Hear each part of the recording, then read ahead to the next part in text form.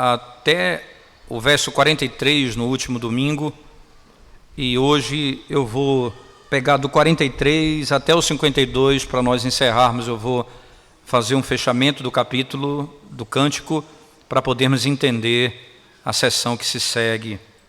Diz assim as Sagradas Escrituras, verso 43 em diante: Louvai, ó nações, o seu povo, porque o Senhor vingará o sangue dos seus servos, tomará vingança dos seus adversários e fará expiação pela terra do seu povo. Veio Moisés e falou todas as palavras deste cântico aos ouvidos do povo, ele e Josué, filho de Num.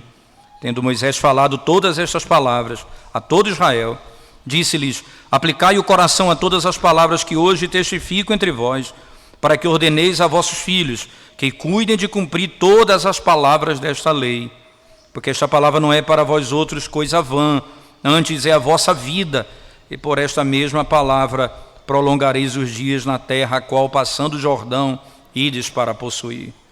Naquele mesmo dia falou o Senhor Moisés, dizendo: sobe a este monte de Abarim, ao monte Nebo, que está na terra de Moabe, defronte de Jericó, e vê a terra de Canaã, que aos filhos de Israel doa em possessão. Morrerás no monte, a qual terás subido, e te recolherás ao teu povo como Arão teu irmão morreu no monte Hor e se recolheu ao seu povo. Porquanto prevaricastes contra mim no meio dos filhos de Israel, nas águas de Meribá, de Cádiz, no deserto de Zim, pois me não santificastes no meio dos filhos de Israel. Pelo que verás a terra defronte de ti, porém não entrarás nela, na terra que dou aos filhos de Israel. Amém. Vamos à presença de Deus em oração mais uma vez, irmãos. Pai Santo, quando abrimos a Tua palavra nessa manhã do Teu santo dia, nós clamamos ao Senhor que, pelo Teu Espírito, o Senhor venha desvendar os nossos olhos para podermos contemplar, Senhor Deus, a glória do Teu Evangelho num texto do Antigo Testamento. Exalta o Teu nome no nosso meio. Nós Te pedimos em nome de Jesus. Amém, Senhor Deus. Amém. Há uma distinção profunda entre o mero ensino e o ensino de Deus, o ensino que Deus nos dá por meio da sua palavra. Deixa eu tentar colocar da seguinte forma. É interessante que, na maioria das vezes, o ensino, principalmente em termos escolares, se eu pensar em termos de escola, o indivíduo ele vai para a escola e ele tem um objetivo nos estudos, que é passar numa determinada universidade, dedicar-se para que ele possa entrar numa universidade a partir daquele estudo. Então, todo estudo tem um foco, ele visa, não é, preparar o indivíduo para aquele tipo de vestibular, ou hoje em dia para o Enem, para os nossos dias o Enem. Então o indivíduo ele é preparado para aquele fim. Então há um propósito naquilo tudo, que é você ser aprovado para entrar naquela universidade ou naquele curso que você tanto deseja. O ensino nesse contexto, ele pode cumprir o propósito ou não, dependendo do seu empenho naquilo que você aprende, né? E sendo esse o seu objetivo, entrar numa universidade, logo você, ao concluir o seu curso, fazer a prova e entrar na universidade, você cumpriu então o propósito daquela educação. É interessante que o ensino que Deus nos concede na sua palavra, ele visa algo parecido com isso, só que muito mais glorioso.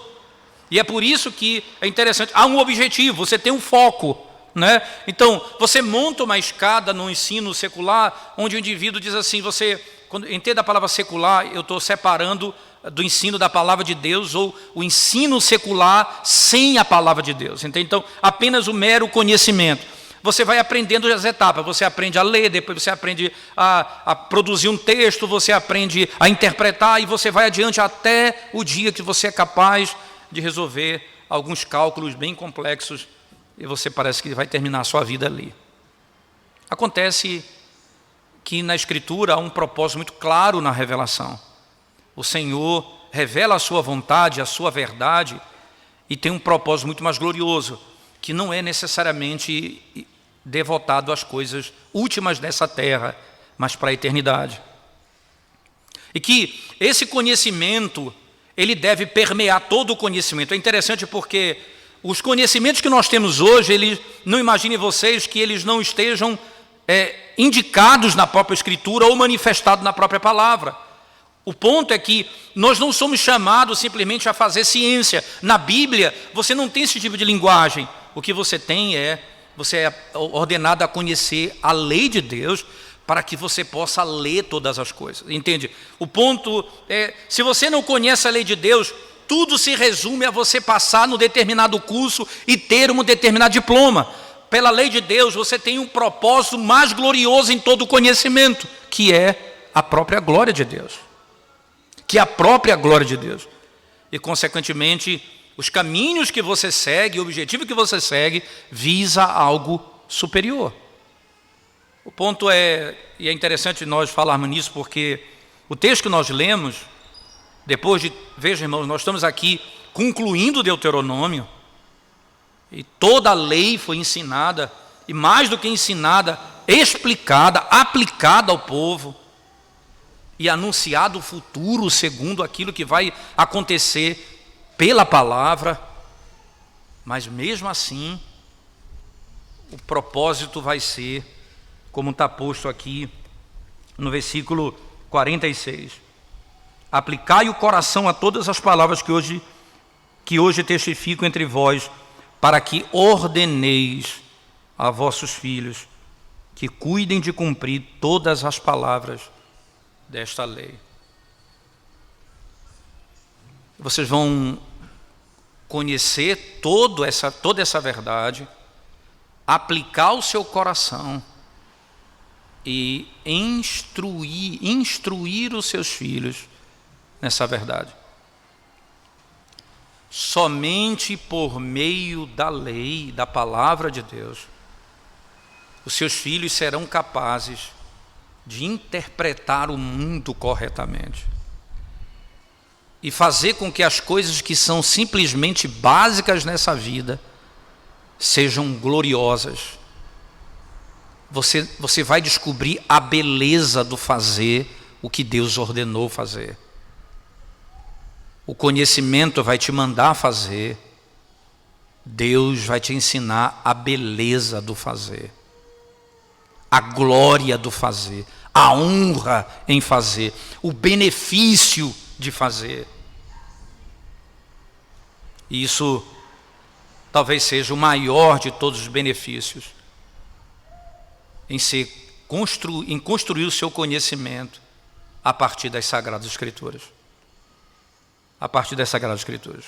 Como é que tudo encerra nesse cântico em que a morte no final é declarada a Moisés?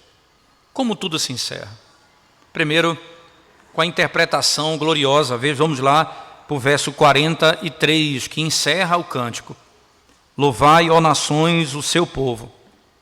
Interessante, essa é uma frase muito estranha até, da maneira como ela é construída, não é? É até difícil de interpretar o que está sendo dito aqui. É o que está traduzido do jeito que está no texto hebraico, não é? Mais ou menos como está. Louvai, ó nações, o seu povo. Mas a impressão que dá no texto é que o seu povo é louvado, porque é meio ambígua a frase. Louvai, ó nações, o seu povo. Então, quem é que você vai louvar? O seu povo? Ou o seu povo refere-se às nações? A quem de fato ele está dirigindo aqui? Ele está se dirigindo. Provavelmente, irmãos, o que está no Salmo 47, eu queria que você abrisse a Bíblia comigo, por favor. Salmo de número 47. Me parece que essa construção que eu tenho ali me ajuda a entender melhor o que está acontecendo. Veja, Salmo de número 47. Eu queria que você... É um salmo bem curto e que lida com a glória do Evangelho nas nações.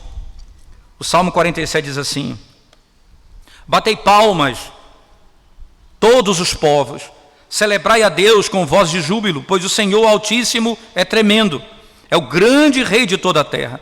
Ele nos submeteu os povos e pôs sobre os nossos pés as nações. Escolheu-nos a nação, escolheu-nos a nossa herança, a glória de Jacó a quem ele ama.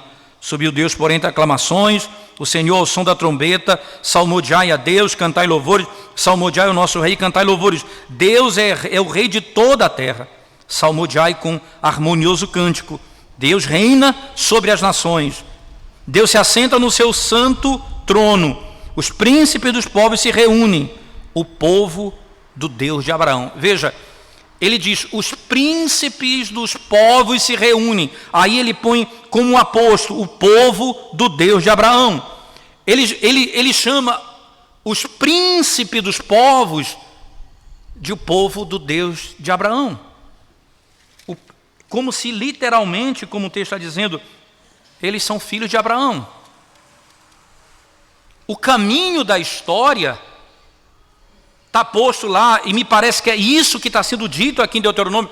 De modo geral, os comentaristas eles vão fugir um pouco dessa questão, porque o texto é complexo de fato, como está construído, mas nos parece muito mais óbvio que ele está falando aqui, que o que aconteceu na história, veja, como Deus guia a história.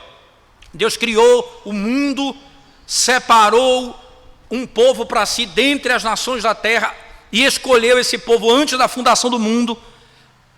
Você percebe o conhecimento desse Deus?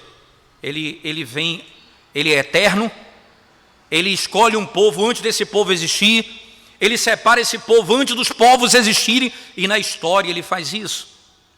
E tem no texto aqui, no texto do Deuteronômio 32, ele usa um termo que diz assim, como a águia que está sobre os seus ovos, ele diz, ela fica voando sobre os seus ovos.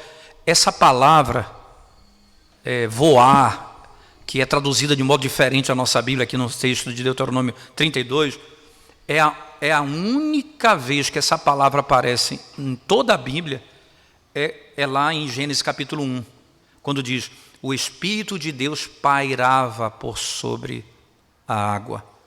É interessante, porque você vai encontrar, o texto diz assim, no princípio criou Deus os céus e a terra era sem forma e vazia, havia trevas sobre a face do abismo, e o Espírito de Deus pairava.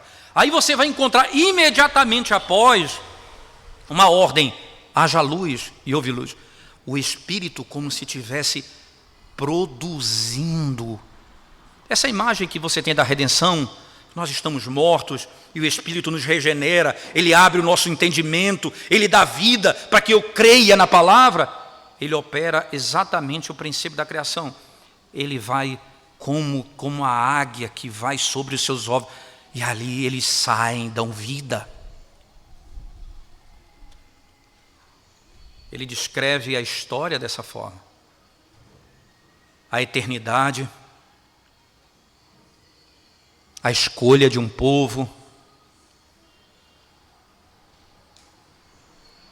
o pecado desse povo, esse povo sendo lançado para fora da terra prometida, lá na terra distante, ele é julgado pelas nações, as nações vão puni-los, e Deus vai punir as nações essas nações que se levantarão contra o seu povo na terra da escravidão. E quando Deus punir essa nação, esse povo estranho conhecerá a Deus. Você percebe que a história, ela é governada por Deus de tal maneira que até mesmo a iniquidade do povo está debaixo do domínio do próprio Deus. Eles são levados para o cativeiro por causa do pecado. Lá um povo estrangeiro vai puni-lo. Deus vai punir esse povo. E lá eles conhecerão a Deus. E aí o texto de Deuteronômio termina dizendo, louvai, ó nações, povo seu. Ele guia a história de tal maneira, como o Salmo 47, príncipes das nações, povo que pertence a Abraão, ao Senhor pertence a terra, todo o domínio, toda a história pertence a Ele, Ele governa todas as coisas. Aí você vai, quem é sábio quem é poderoso, quem governa a criação, quem tem entendimento. Aí você vai entender por que numa conclusão como essa do livro de Deuteronômio, no capítulo 4, volte comigo, 4, Deuteronômio capítulo 4, né? Ele vai descrever a realidade do conhecimento do povo de Deus, quando ele descreve que não há povo mais sábio do que o povo de Deus. Veja só, irmãos, ele diz assim, capítulo 4 do livro de Deuteronômio, capítulo 4 do livro de Deuteronômio. Ele diz assim no versículo 4 em diante: guardai-os, pois, e cumpri-os, porque isso será a vossa sabedoria e o vosso entendimento perante os olhos dos povos. E ele está dizendo da lei que é entregue, guardem e pratiquem isso, porque isso será a sabedoria e o vosso entendimento perante os olhos dos povos, que ouvindo todos estes estatutos dirão: certamente este grande povo é gente sábia e inteligente. Pois que grande nação há que tenha deuses tão chegados assim como o Senhor nosso Deus, todas as vezes que o invocamos. Esse conhecimento do Deus que é eterno é agora ordenado que seja ensinado. O povo que está aqui às margens do Rio Jordão não é o mesmo que viu o Mar Vermelho se abrir. Os filhos que eles vão ensinar, muito menos viram o Mar Vermelho se abrir. Mas ele já está nos dizendo, é por meio do registro dessas verdades que vocês tornarão seus filhos sábios, inteligentes, superiores. Estranha essa palavra. Porque não é você que determinará isso. Eles dirão: não há povo sábio como esse.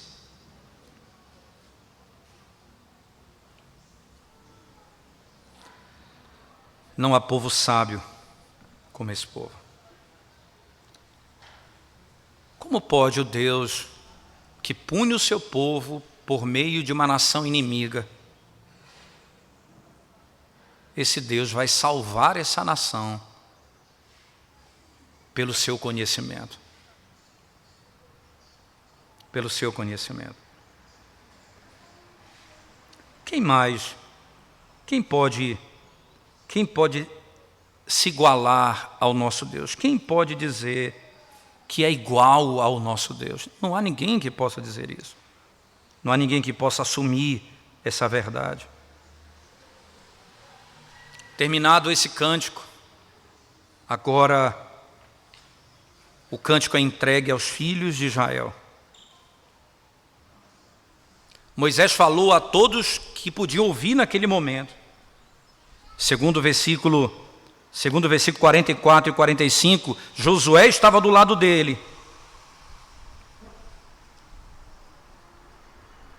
Josué estava numa outra assembleia, ao mesmo tempo ali junto com ele. E muitos puderam ouvir a mesma verdade.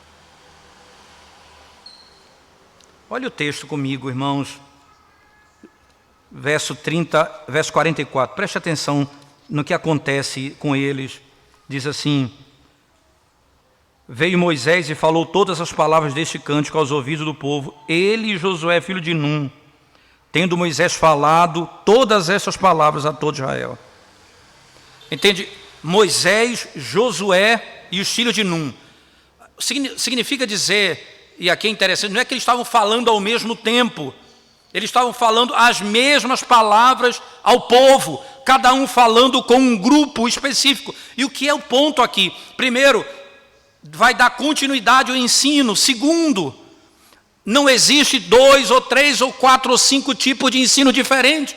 O que Moisés ensina, é o que Josué ensina, é o que o filho de Num, Josué vai ensinar, o que os levitas vão falar, o que os profetas vão falar, os que os pregadores devem falar. É a mesma verdade. Não há como você ensinar a gloriosa verdade desse Deus se não for a mesma revelada no texto. Segunda coisa importante, veja só. Essa verdade que eles estão ouvindo vem da boca dos governadores. Moisés estava saindo de cena. Josué estava assumindo o governo. Ambos tinham o mesmo pensamento. Ambos ensinavam a mesma verdade. Embora o comandante fosse mudado, não havia mudança no comando ordenado por Deus na sua lei. Embora o comandante fosse mudado, a lei ordenada por Deus não podia ser mudada. Josué e Moisés seriam testemunhas diante de todos de que aquela verdade era ensinada da mesma forma. Por que essa lei é diferente? Por que ela precisa ser preservada? Porque esse Deus é quem governa a história. Eu comecei o sermão domingo passado dizendo assim: as pessoas costumam dizer que a história é uma excelente mestra. Ela não é uma boa professora. O melhor mestre é o Deus que governa a história, aquele que interpreta a história. Quem interpreta a história é a palavra de Deus. Os seus filhos podem saber história, mas eles só saberão discerni-la se conhecerem a palavra de Deus. Os seus filhos podem saber e ter qualquer conhecimento nessa terra, mas só saberão discernir se conhecerem a palavra de Deus. É por isso que o verso 45 vai dizer, verso 46 vai dizer: aplicai o coração a todas as palavras que hoje testifico entre vós. Aplicai o coração.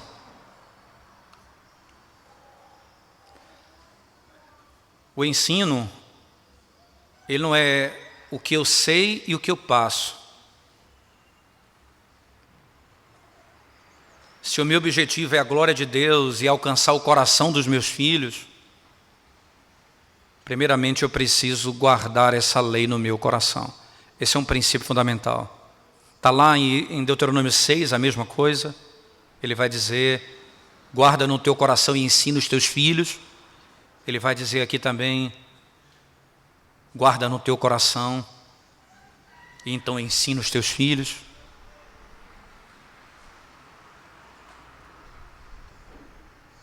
Porque não é a mera informação que está em jogo aqui. É a palavra que precisa ser conhecida de modo que ela transforme a nossa vida. É como um pai que diz assim para o filho: ir para a igreja é tão bom, vá para a igreja. Eu não vou, mas criar o filho na igreja deve ser uma coisa muito boa. O filho costuma obedecer e ver o exemplo do seu pai, não é? Meu pai não ama a igreja, meu pai não ama a casa do Senhor, mas ele diz que é muito bom ir para a igreja. Esse ensino não bate com os fatos. É tão bom, mas o meu pai não segue. É tão bom, mas ele não vive aquilo.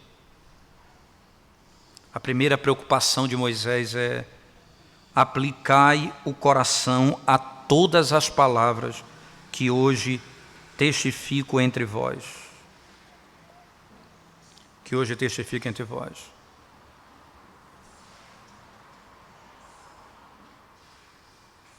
Essa lei precisa ser guardada no nosso coração. Segundo ponto, fielmente você precisa transmitir essas verdades àqueles que vêm após você. Que interesse você tem nos seus filhos, irmãos? Qual a influência que você quer sobre os seus filhos?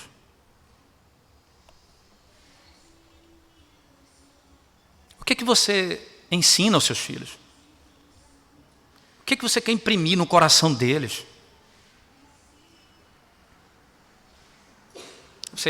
Você pensa no seu coração que vir à casa de Deus é algo bom, mas você não tem o coração devotado a isso, você não tem prazer nessas coisas. Não pense que o seu filho virá à casa de Deus, ele vai aprender exatamente com você. A igreja é boa, mas tem coisas melhores para nós fazermos. Fielmente eu preciso ensinar a lei aos meus filhos. A fazer tudo o que está escrito na lei.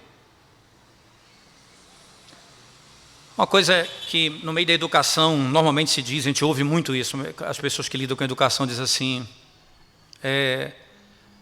essa coisa do seu filho estudar e ter em casa ou mesmo numa escola cristã, você precisa colocar seu filho numa escola não cristã para ele aprender a viver com a realidade do mundo, aos desafios do mundo. Parece isso uma coisa interessante para muita gente. Ou você precisa levar o seu filho a ter que passar por lutas para que ele aprenda a viver nesse mundo. Isso não é época de você expor seu filho às lutas desse mundo, desse pecado. É época de você protegê-lo. É época de você ensiná-lo, guardá-lo, instruí-lo. Segundo, o melhor lugar para você fazer o seu filho entender o mundo é segundo a lei de Deus. Veja, irmãos, só compreende o mundo quem conhece a palavra. Se você quer fazer o seu filho conhecer o mundo verdadeiramente, é pela palavra. Ele vai discernir o mal do bem, aquilo que glorifica a Deus do que não glorifica. Se você expõe o seu filho ao mundo sem a palavra, se o seu objetivo é fazer o seu filho apenas estudar, e isso é comum nos nossos dias, irmãos. Os nossos filhos não faltam um dia à aula, mas a igreja, por qualquer motivo, ele não vem. Por quê? Mas não há perigo dele faltar um dia na escola, mas no domingo ele não vem. Por quê? Eu estou dizendo para ele que o importante é a educação. O importante é ele se formar. O importante é ele ter um currículo. Eu estou expondo meu filho à pior tragédia. Porque não é tão importante a lei de Deus, não é tão importante a palavra de Deus, não é tão importante o ensino da lei de Deus. Sem a palavra ele não vai ser protegido desse mundo. Ele não vai discernir o mundo.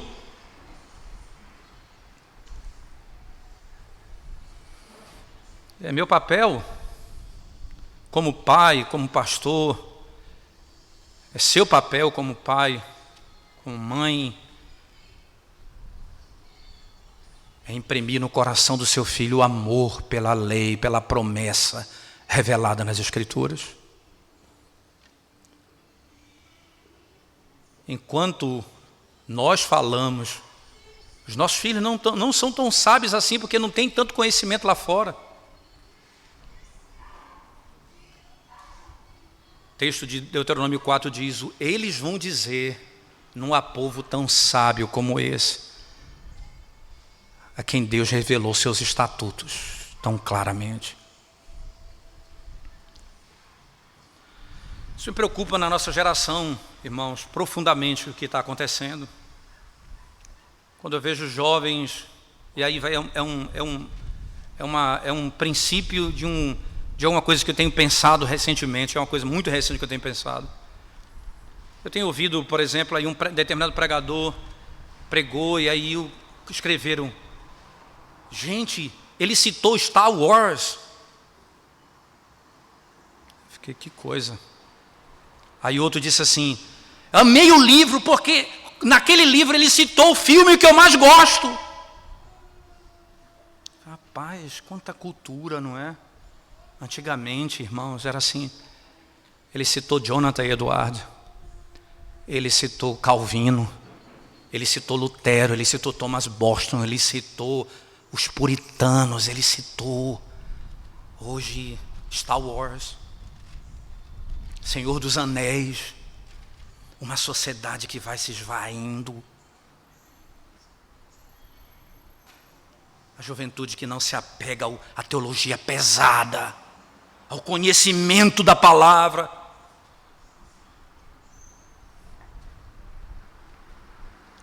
Admirados, porque o pastor citou Star Wars. Não me orgulho disso, mas um dia eu vou assistir Star Wars para saber o que significa isso.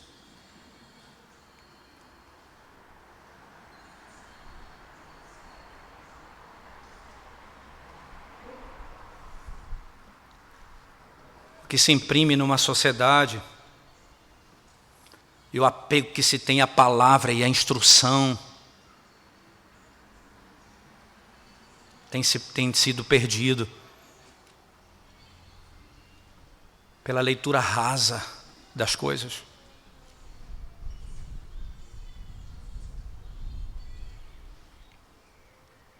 O texto vai dizer: imprime no coração do teu filho essa lei. Porque aí ele vai ler. Ele vai ler. Ele vai ler Star Wars, ele vai ler Senhor dos Anéis, ele vai ler e vai poder discernir. Mas se a lei não for primeiramente o que está no coração deles, eles não saberão discernir. Imprime no teu coração essas coisas. Imprime no coração dos teus filhos essas coisas. Para que eles possam discernir a sociedade e o mundo em que nós vivemos. Na sequência do texto, irmãos, podemos dizer que aqueles que são bons para si mesmos não podem desejar outra coisa senão o bem para os seus filhos. Para que a religião não possa ser cortada.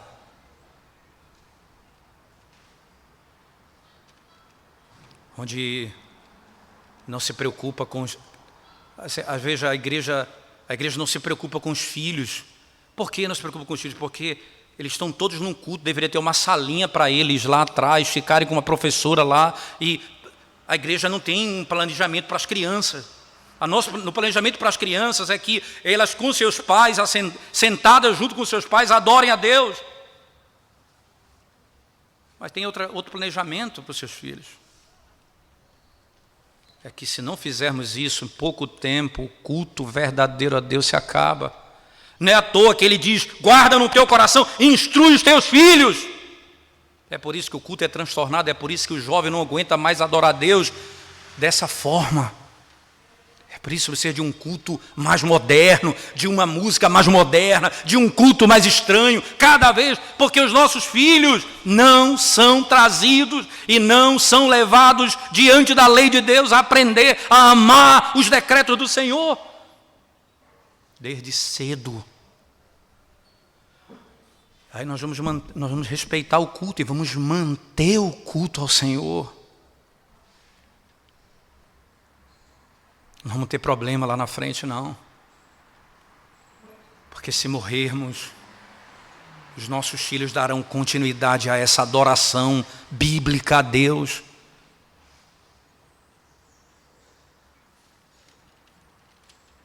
Põe isso no teu coração. Os argumentos que Moisés utiliza num texto aqui, irmãos, é para persuadi-los a fazer da religião o seu negócio principal. Veja o verso 47, por favor. Veja o que diz o verso 47. Porque esta palavra não é para vós outros coisa vã, antes é a vossa vida. É a vossa vida. Não é algo indiferente, mas é algo de absoluta necessidade. A diferença é, irmãos, não é algo vazio, isso é vida, você entende isso? Você sabe que isso é vida para você e para os seus filhos. E você não se expõe, você não vai, você não busca, você faz das coisas desse mundo o que é essencial para os seus filhos.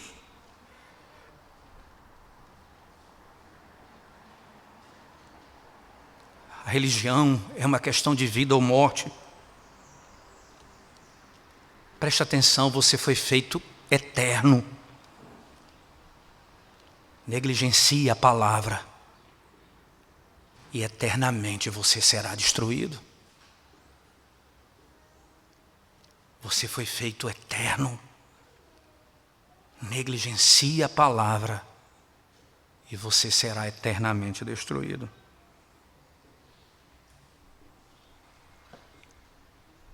Essa é a vida da minha alma. Porque o que vai acontecer se você fizer isso, irmãos? Veja o texto, no mesmo verso. E por essa mesma palavra, prolongareis os dias na terra, qual passando o Jordão, ides passar, ides para possuir. Essa palavra é interessante notar, como lá em Mateus 19, verso 17 vai falar, tem prolongará os dias na terra, é a ideia do Antigo Testamento para a eternidade. Faz disso a tua vida.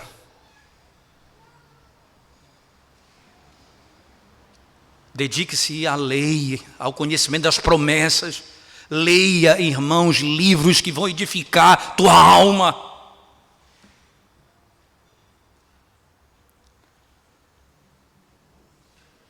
E isso prolongará os teus dias na terra que o Senhor te dá.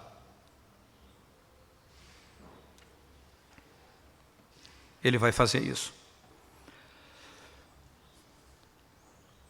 Eu não posso aprender outra coisa, porque somente essa lei é que é vida. É somente por essa palavra que eu vou discernir o mundo. É somente por essa palavra que eu me preparo para viver nessa terra e por toda a eternidade. Ensine os seus filhos o que desejarem ensinar, mas ensine eles através da lei, através das Escrituras, para que eles leiam o mundo corretamente.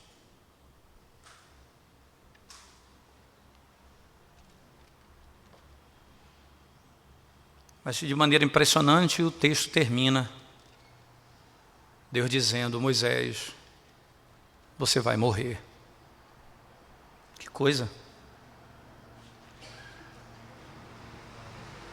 Na hora da morte, certamente, vêm as palavras mais sábias de um homem. Espera-se ouvir as palavras de alguém que está morrendo no Senhor. São muitas.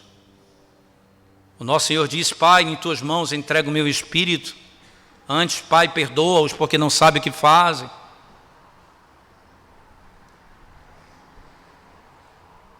Estevão disse: não imputa sobre eles essa culpa, essa falta, Senhor, perdoa-os. Moisés aqui não fala, Deus fala a ele. Sobe no monte, olha para a terra e você vai morrer. Vai morrer porque você prevaricou. Vai morrer porque você não fez o meu nome santo nas águas de Meribá. Porque você não viveu naquele dia para a glória do meu nome. Olha para a terra que você não vai poder entrar. E lembra a razão pela qual você não vai poder entrar.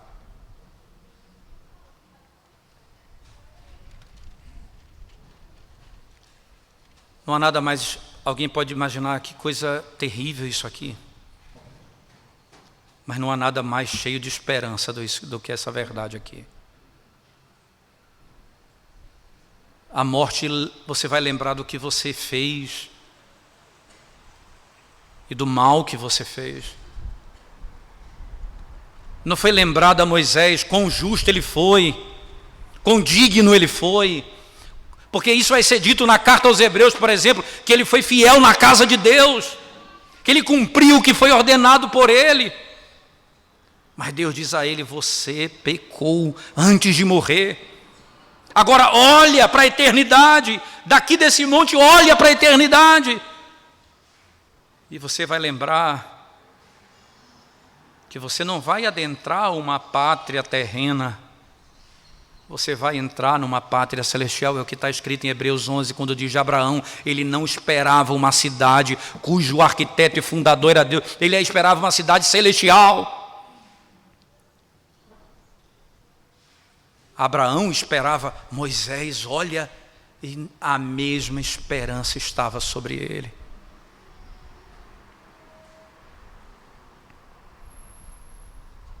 Você quebrou a minha lei,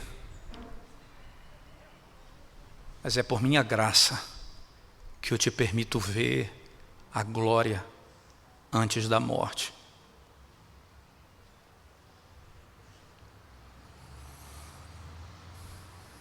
Quanta sabedoria na lei de Deus. Ele nos lembra da culpa dos nossos pecados.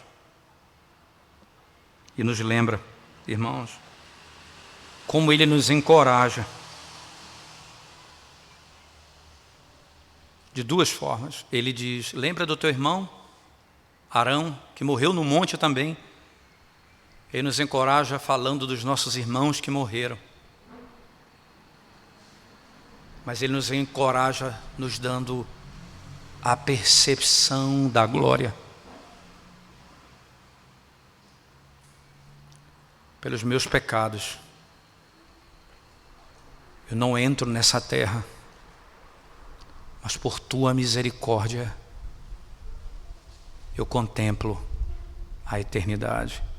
Eu entro na eternidade.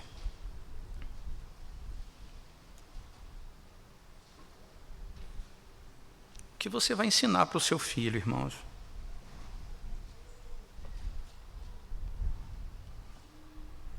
A lembrança do pecado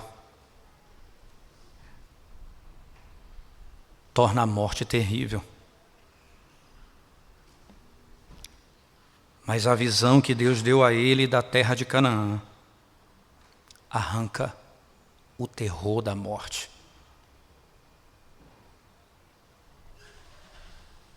O terror da morte.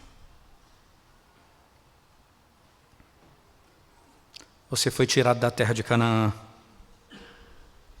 mas não de um país melhor, de uma terra melhor. Lembre-se que no outro monte, no Monte da Transfiguração,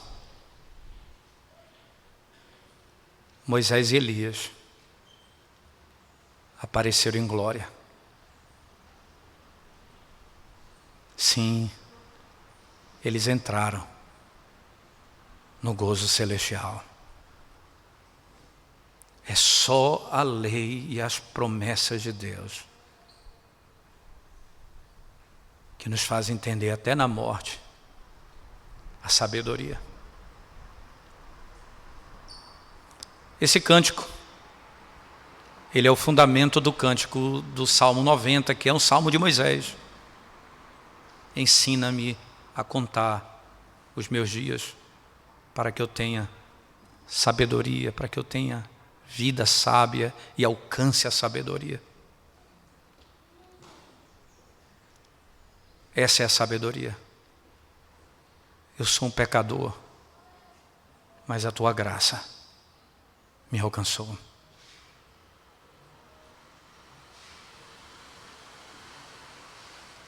Você ainda insistirá em manter o seu filho longe desse ensinamento?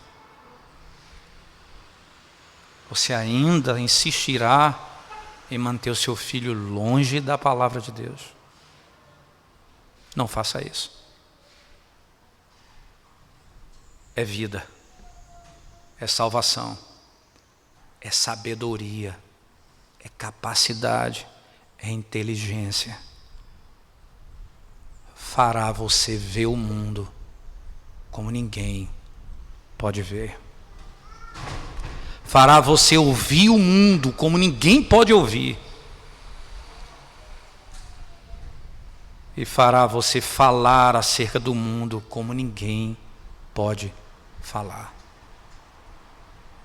Essa é a sabedoria de Deus. É essa a verdade que precisa estar no meu coração e no coração dos nossos filhos. Vamos curvar nossa cabeça e vamos orar ao Senhor mais uma vez, irmãos. Nós te damos graças, ó Deus, porque ouvimos a Tua palavra e queremos viver segundo ela. Apieda-te de nós, Senhor. Socorre-nos pelo amor do Teu nome. Que o Senhor, na sua infinita misericórdia e graça, aplique esse evangelho glorioso ao nosso coração,